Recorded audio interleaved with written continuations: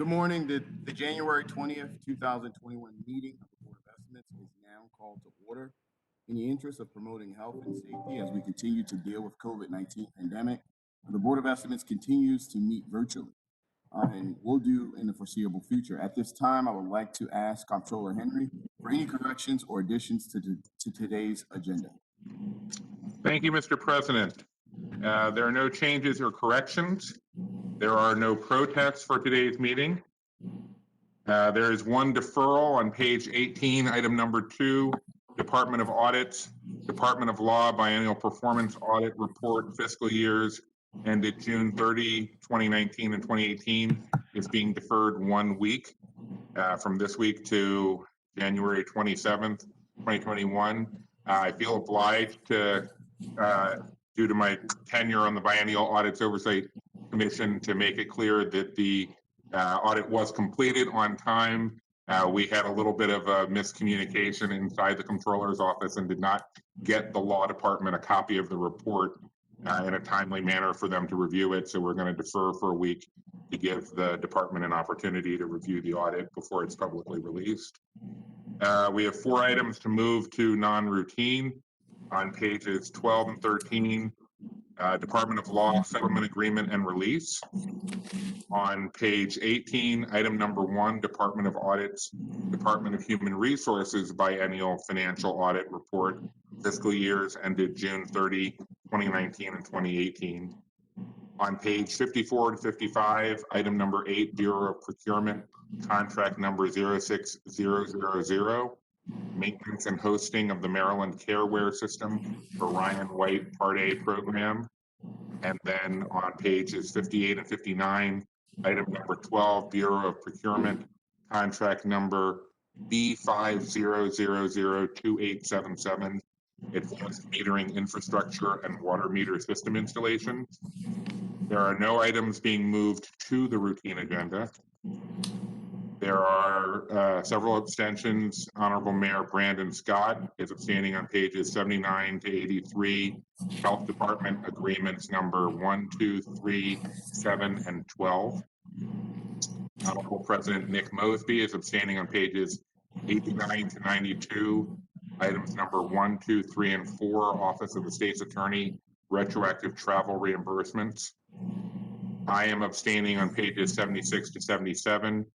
Mayor's Office of Homeless Services, provider agreements number 1, 2, and 3.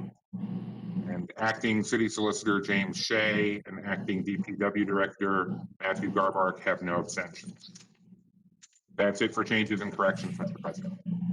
Thank you, Mr. Comptroller. I would direct the board members' attention to the memorandum from my office dated January the 19th, 2021, identifying matters to be considered as routine agenda items together with the corrections and additions that have been noted by Mr. Comptroller. I will entertain a motion to approve all items contained. So moved. I second. The motion has been moved and properly second. The offer has been moved and properly second. All those in favor of approving all items on the routine agenda, say aye. Aye. Aye. All those opposed, say nay. The ayes have it. The routine agenda items have been adopted. The first item on the non-routine agenda can be found on page 12 through 13, Department of Law Settlement Agreement and Release. At this time, I will turn the floor to Lisa Walden from the Law Department, from the Baltimore Police Department's Legal Affairs. Hi, good morning. It's a pleasure to be with you all again. Lisa Walden on behalf of the Law Department. The settlement that we have before you today arises from a case that is essentially a false arrest and false conviction claim. The plaintiff was arrested by the defendant officer back in 2018. The defendant officer claimed to have seen the plaintiff discard a weapon and accordingly brought firearms charges. Ultimately, on review of the body-worn camera, it was clear that the officer could not have seen what he purported to see. And as a result, the plaintiff had his charges dropped, but by that time had spent 70 days in prison and incurred substantial economic damages. Subsequently, the officer was prosecuted, which would make the case and convicted, which would make the case very difficult for the law department to prevail on a liability perspective. So we moved to settle the case early in an effort to sort of limit the amount of damages that the city would be liable for. We're proposing to settle this case for $100,000. At this time, are there any questions from members of the board to the police department?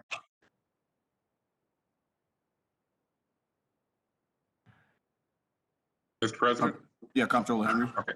All right, thank you. Good morning. What I had been curious about was we had a situation last week where we approved the settlement of a case where, from the perspective of the department, the officers had not broken protocol. In this case, it is clear that the officer did act improperly and illegally, having been found guilty.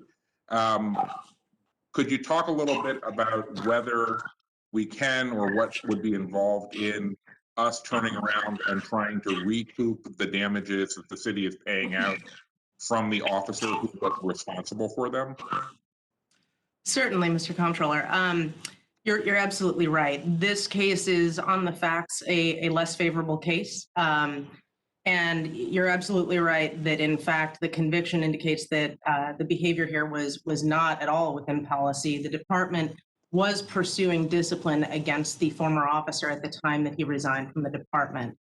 As to the ability to seek to recoup the amounts that the city will be paying out to settle this claim, we do not believe that that would be possible because it would be contrary to obligations under both state law and the Memorandum of Understanding with the Fraternal Order of Police that require indemnification of police officers for any conduct that is committed in the course of their employment. And that's true according to the Court of Appeals in the recent Potts case, even if that conduct is criminal in nature. So from that perspective, we don't think it would be possible to proceed against the officer. And of course, even if it were legally permissible, it's highly unlikely that we would be able to recover $100,000 from this former officer as a practice. Okay. So it's both a matter of the contractual arrangement that the city has with the FOP, and that contractual arrangement effectively memorializes the existing state law. But if the law were to be changed at the state level to permit subdivisions to pursue this type of recouping of damages against officers who had been convicted of acting improperly, what would be involved in renegotiating the MOU so that the MOU wouldn't be the only thing still protecting a guilty cop?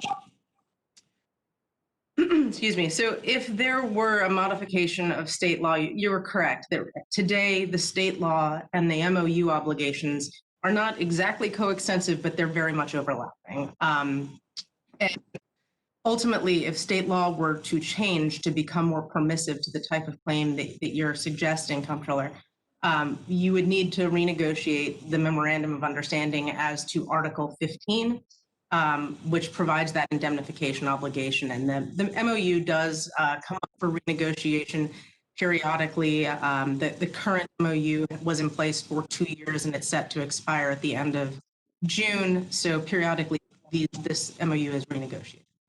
So we hear a lot about the Law Enforcement Officers Bill of Rights. Is that the same as this Article 15 provision, or is this something separate? No, as to the indemnification issue, that is not LEOBR. Okay. I wanted to clarify that because I know that there are, a number of people, both members of our delegation and community activists, who are focused on getting rid of or seriously changing the OBOR. But this would be something else that the General Assembly needs to take up separate from that in order to protect subdivisions moving forward. Right. So yes, distinct from the contractual obligation, the legal obligation under the statute arises not under LEOBR, but the Local Government Tort Claims Act. Okay. And the scope of that obligation was recently explored in the Potts opinion by the Court of Appeals to define the scope of employment. And the scope was found to be big enough to not help us. That's a fair way of putting it, yes. So this was the GTTF case, and whether or not that conduct by those officers required indemnification. Obviously, of course, that conduct has resulted in multiple convictions. And in fact, the Court of Appeals determined that yes, even though that conduct is criminal and further conspiracy, still the indemnification obligation exists. Okay, thank you, Ms. Walden. Mr. President, I think I understand this situation well enough for Board of Estimates purposes, but I would like to talk further both with your office and with the mayor's office about how the mayor and city council work with the General Assembly to look for a legislative remedy to this going forward. But thank you. No, thank you. Mr. Solicitor and Ms. Walden, is this unique to police officers? Meaning if a DPW employee or an employee of Rex and Parks commits a criminal act while doing city work, we have the ability of going back and pursuing civil actions against them? I would defer to the solicitor unless you'd rather I respond. You go ahead, Lisa. Okay. So to answer your question, President, no, it's not unique to police officers or law enforcement or this jurisdiction. It is state law applicable to all local governments as defined in the statute and employees of those local governments. So it would include the DPW worker that you're contemplating and any other local government. Okay, and that's related to fraud as well, or just or other actions? So it's a fairly broad indemnification obligation. It relates to liabilities arising from conduct while in the course of employment, and presumably that would include fraud type claims and basically any other claim that could arise in the scope of employment. It typically does involve fraud. Fraud's typically included in statutes like this. Got you. So if someone was able to grossly manipulate the function of their job to deepen their pockets, and they were caught in the act of doing that, there is no way to go back and civilly recover that money for our citizens or for taxpayers or for the city coffers. I mean, to my knowledge, no, that's not an available option. And the scenario you describe is almost exactly the argument that we made to the Court of Appeals in the Potts case, that this was not pursuit of legitimate law enforcement activities. The GTTF members were in fact out to enrich themselves, and that that was evidenced by their conviction for a criminal conspiracy. And unfortunately, that did not carry the day with the Court of Appeals. Thank you. That just seems like a gross imbalance. So as we discussed, Mr. Comptroller prior, definitely look forward to kind of working with you on that measure. Thank you. I'm sorry, say that again. Mr. President? Oh, yes, Director Garbach. I just had a quick question on the last comment that was made. I know in the past, there have been, I know about 5 years ago, there was an investigation into the Department of Public Works about the theft of water meters and other equipment. To my knowledge, I believe that civil charges were pursued to recoup the loss and the money that was taken from that. Ms. Walden, are you saying that that is no longer the case, or is that something different? We would have to look into that. I'm not familiar with the situation you're referencing. And to my knowledge, the Local Government Tort Claims Act and the scope of this indemnification obligation have not recently changed. So it could be that in particular cases, there could be a civil case. What I know to be the case for purposes of this settlement is that the fact of this liability that would be that of former Officer O'Sullivan would not be something that we could go back against him for, because in fact the inverse obligation is owed. we are required to indemnify him for this liability. So I think that's maybe a different, a litigation liability for this purpose may be different from the scenario of a water meter theft. Definitely interested in digging a little deeper, Mr. Solicitor, as well as Ms. Walden with your knowledge. I think one, again, I think this is a gross imbalance of what government is there for, and someone kind of taking advantage of the position that they're in to, as you stated, enrich their own pockets. But two, the lack of equity maybe that we've applied this throughout city employees is of interest and of concern of mine. I have one last question for you, Ms. Walden. When a police officer is under investigation similar to this case, and they resign based off of that investigation, and they're found later on found guilty, maybe a year, 2 years, 3 years later, do they have to forfeit their pension, or what's the process that goes about regarding it? No, there is no faithful service clause attached to the pensions. So, there is no way of removing the entitlement to a pension based on bad conduct. That's the way the pension system is set up. So right now, a officer in this instance could hurt, maim, kill, steal, like we've seen in some of the recent cases of GTTF, but still keep their pension.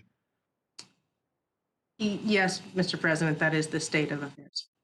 Okay, now last question. If someone, if they're in the same situation, the officer did not resign, was found guilty while still serving and was ultimately, released from the police department, is the pension relationship still the same as the prior example? To my understanding, it would be, assuming that the person is retirement eligible. Of course, you have to have a certain number of years of service and what have you.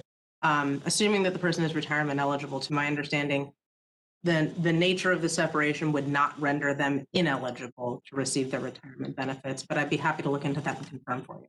Ms. Walton, thank you so much. You've been very responsive and provided a lot of information to us today. I truly appreciate it. At this time, are there any questions from other members of the board? Not hearing or seeing any gestures, I will entertain a motion to approve the settlement agreement. So moved. Second. It's been moved and properly second. All those in favor of approving this agreement, say aye. Aye. All opposed, say nay. The ayes have it. The agreement is approved. The next item on the non-routine agenda can be found on page 18 of the Department of Audit reports. And the first item is the biannual financial audit for the Department of Human Resources for fiscal years ending in June 30th of 2019 and 18. We will hear from Joshua Pash, the city auditor. Mr. Auditor, the floor is yours. Good morning, Mr. President, Mr. Mayor, Mr. Comptroller, and the members of the Board of Estimates. My name is Josh Pash, and I'm the City Auditor. I'm here today to present the biennial financial audit for the Department of Human Resources.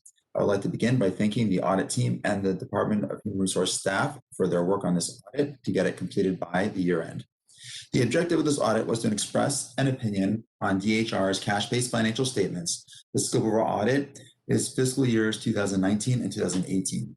In our opinion, the financial statements referred to above present fairly in all material respects the revenues collected and the expenses paid for governmental activities.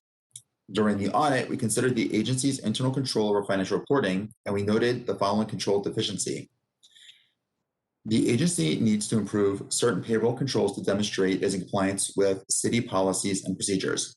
We noted that the supervisory review and approval controls on time and attendance records, sign in and out sheets, and leave documents were missing for certain payroll transactions tested. We also noted the agency was unable to provide documentation to support certain fiscal year 2019 and 2018 payroll expenditures. We also had one prior finding. This was related to the Human Resource Information System, or HRIS, and the system administrator capabilities. Due to the new accounting system, which includes a new HR system and timekeeping system that was started in calendar year 2021, We did not evaluate the new system's implementation because it hasn't been in practice for long enough for us to make an assessment. We do intend to review this the next time we look at Department of Human Resources. That concludes my presentation. I will take any questions that you have. Thank you, Mr. Auditor. At this point, I'll entertain any questions from the board.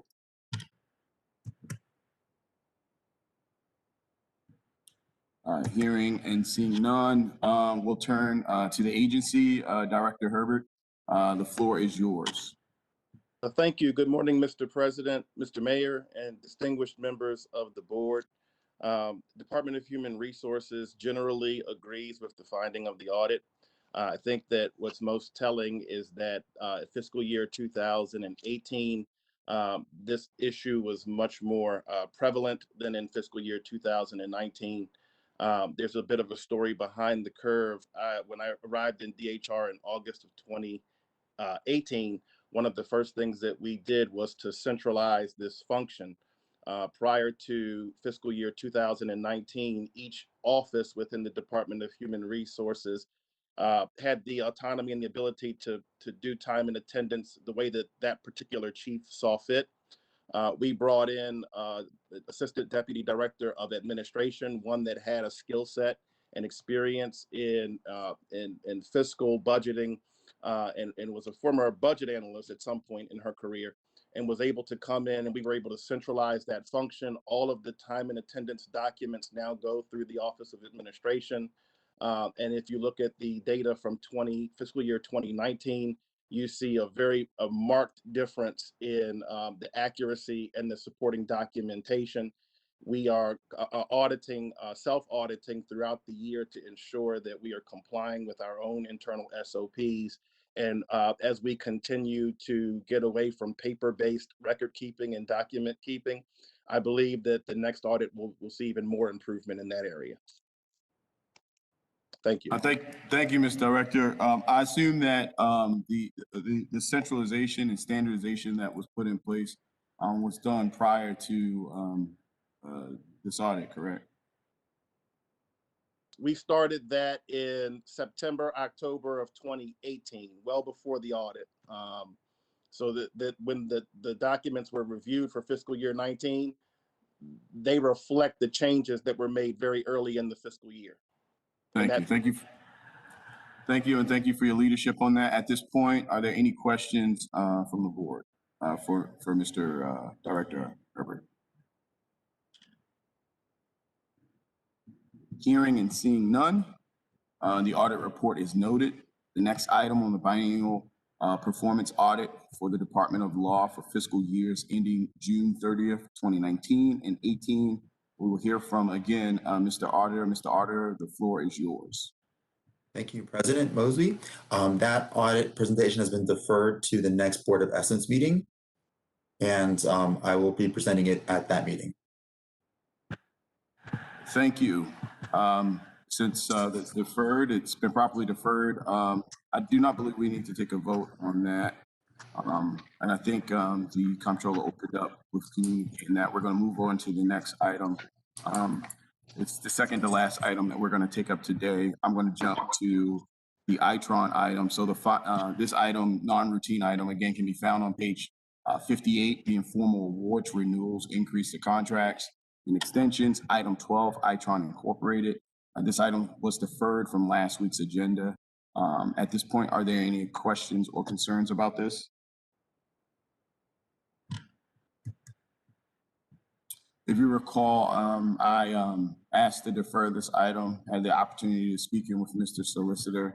I know that he's reviewing all of the contracts that we currently have from a DPW perspective specific to the water. I know that DPW administration are working hand in hand to help provide that information as well as guidance to the solicitor's office. So truly appreciate the partnership and collectiveness around this central issue for many of our residents. The importance of this contract is what I've learned is that this is a maintenance contract, Director Gerbach, that is tied to warranties. So we want to ensure that the warranty relationship stays intact and in place.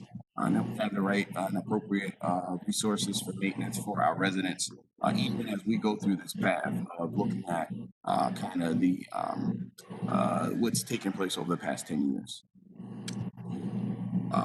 Not seeing any questions, concerns. Anybody have anything to add or say? If not, I'm going to move on and I will entertain a motion at this point. So moved. Second. It's been moved and properly second. All those in favor of approving this item 12, please say aye. Aye. All those opposed say nay. The contract is approved. We're going to jump back to a non-routine. I'm sorry. I just said thank you, sir. Oh, no, thank you. Thank you. Hey, Julie. We're going to move back to an item that the comptroller also pulled down to the non-routine. This item can be found on page 54, item 8, maintenance of hosting of Maryland Careware System for the Ryan White Part A program. I do not believe we have anybody. Do we have someone on from the health department? I think procurement is going to take this. Is someone on from procurement? Good morning. This is Keisha Brown, Acting City Solicitor. Good morning, Mayor Scott, President Mosby, and Comptroller Henry. We're asking the board to ratify and execute a contract for a select source for maintenance and hosting of the Maryland Careware System for the Ryan White program. And if I could defer, Dr. Ferrari is online for the program with the Department of Health. Before Ms. Brown, we move on to the health department. At this point, are there any specific questions, particularly technical in nature, regarding procurement regarding this item? Mr. President, if you don't mind, I guess we should, could we hear from the health department? And then Sure. Depending on that, I may also have questions for Ms. Brown. That's perfectly fine. Is everyone else okay with that? Okay, I'm sorry, who's on from the health department? Dr. Ferrari, and I believe Dr. Cargill is joining us via telephone. Dr. Ferrari, would you like to speak related to this particular item? It appears she may not have her microphone or headset there on the screen. Dr. Ferrari, if you can hear us, we cannot hear you. So if you could please try to take yourself off of mute. I see that you are a participant on this bridge. Dr. Ferrari?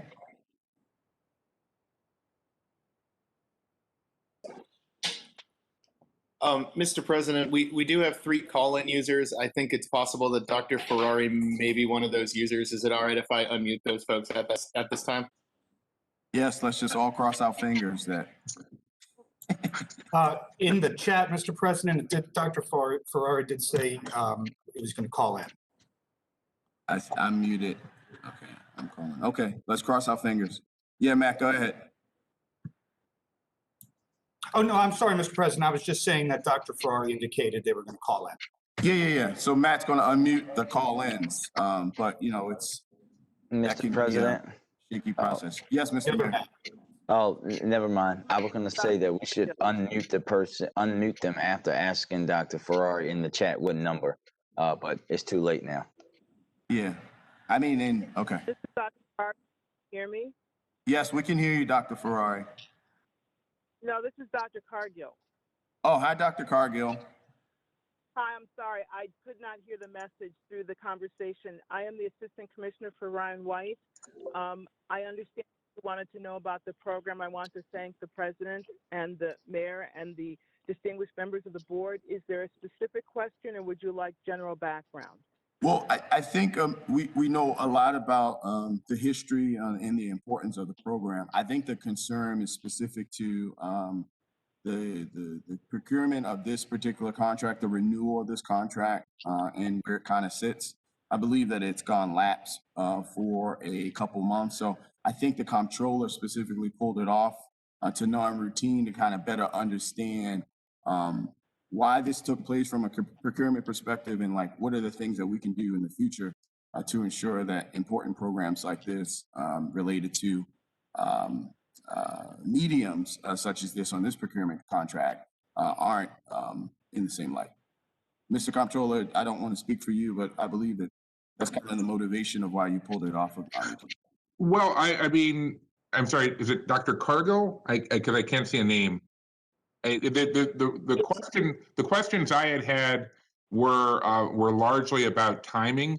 My understanding is that this was a contract that ran through either March or May. I can't see this of last year, and I was trying to understand why we were just getting this now several months later, in terms of now the board is being asked to retroactively approve services that have already been provided.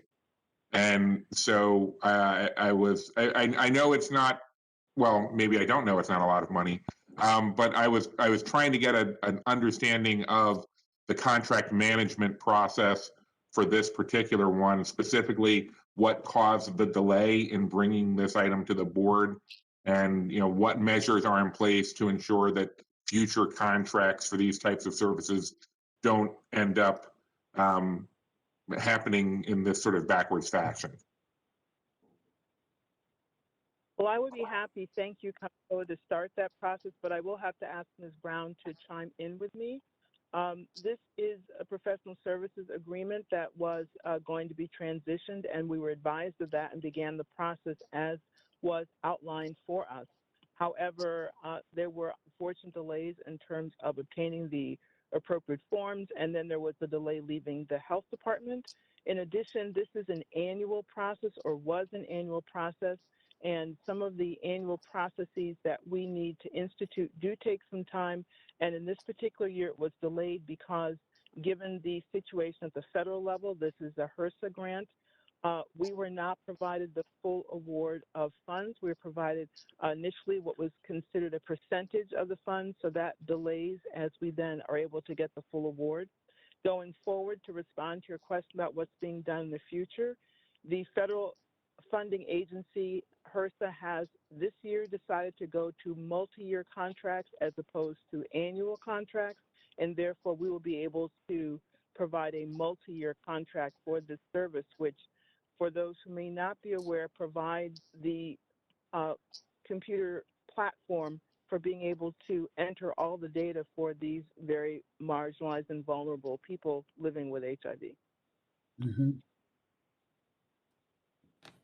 Mr. Comptroller, at this point, are there any additional questions for Dr. Cargill? I think so. I'm trying to get a clarification, because what she just described in terms of this had been a series of annual contracts was different than what I had been led to understand, and now I'm trying to understand where I missed that part. So from 2016 through 2020, we had 4 successive annual contracts with AJ Boggs. Mm-hmm. I'm sitting in a car in 95, so I'm going to have to ask Ms. Brown if you could please help me with this. Absolutely. Initially, Comptroller Henry, the services were procured through a professional service contract through the health department. And due to funding that was available, as Dr. Cargill described, the source was providing them funds to only support a 1-year contract. So they continued to go back in the select source manner, utilizing the professional services. Okay. So we reevaluated the services that was being provided and determined that it was most appropriate to utilize a different procurement method. So that was some of the lag in terms of getting the documents processed appropriately as well, and to transparently come to the board to ask for a ratification and an execution of the contract. Furthermore, as Dr. Cargill said, in the future, it will be a multi-term contract, because the source has now provided them additional funding to support that contracting and those services. Okay, so going forward, it'll be your agency's responsibility to make sure that this is that these contracts are put out to bid using this method? Yes, sir. If we evaluate that it is not in the best interest of the city to compete, we would probably come back to the board and ask for some sort of select source or sole source method. However, there is an opportunity to bid if we define that after analyzing the services that it would be in the best interest of the city. Okay, so you have not yet determined that AJ Boggs is the only vendor that can provide this maintenance and hosting? It is continuity of services is leaning that way. However, we ask for a select source to Okay. maintain those services at this time. Okay, and then the last question I have, and I'm honestly not sure if this is a fair one for you or if this would be for someone in the health department, which is, has anyone taken a comprehensive look at all of the different contracts that health is doing to ensure that the ones that should be properly bid out through procurement are being done that way, as opposed to, I think that this one originally came in as a professional services contract. Who outside of, does anyone outside of the health department look at that to determine, yes, this should continue to be done this way, or no, this is something that maybe you should go to procurement on? And I believe law has done that, Okay. this conversation was initiated from law. That's the part I wanted to hear. Okay. All right, Mr. President, thank you very much. Thank you. At this point, are there any additional questions or concerns regarding this item? So at this point, I'll entertain a motion. Move approval. Second. All those in favor of approving this item, say aye. Aye. Aye. Those opposed, please say nay. Is there any additional comments or concerns that board members would like to bring up at this time?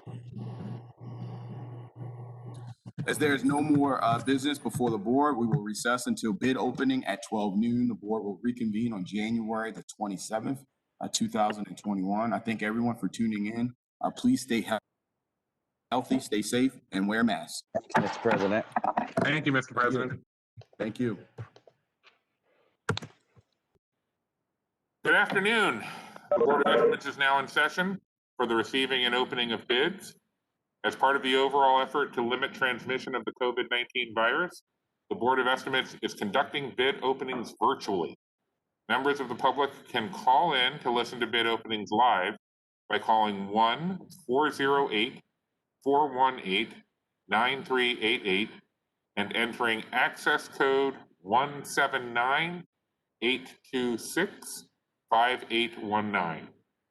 Board of Estimates meetings are broadcast live on Charm TV, channel 25 on Comcast Cable in Baltimore City. Meetings are also streamed on the internet at https://www.charmtvbaltimore.com/live-stream. The Board of Estimates will continue to conduct bid openings virtually while the state of emergency declared by the Mayor of Baltimore and the Governor of Maryland remains in effect. No addenda were received. We are receiving bids today, January 20th, 2021, for procurement contract B50006166, towing services. Bid bond check amounts are not applicable for today's bids. So, I'm gonna slide this down. Oop.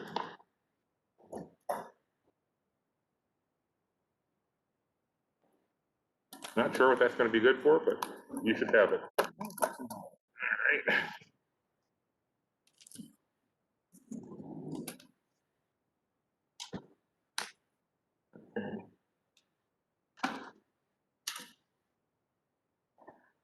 The first bid is from TLE Towing Incorporated, doing business as Miles Towing. And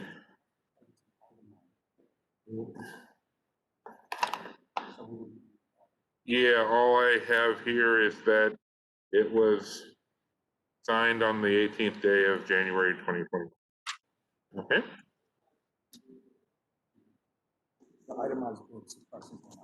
All right, it's an itemized bid, so prices will not be read. Next one.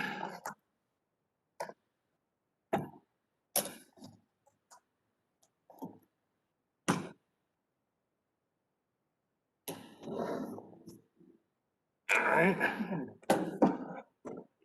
Thank you.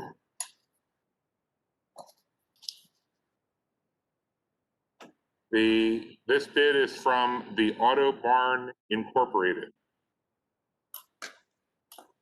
This is also an itemized bid, and so the prices will not be read.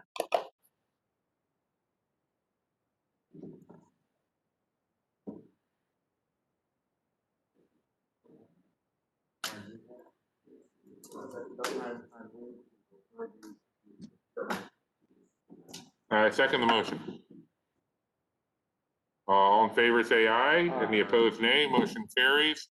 That is the conclusion of bid openings. The Board of Estimates stands in recess until 9 a.m. Wednesday, January 27th. Thank you very much.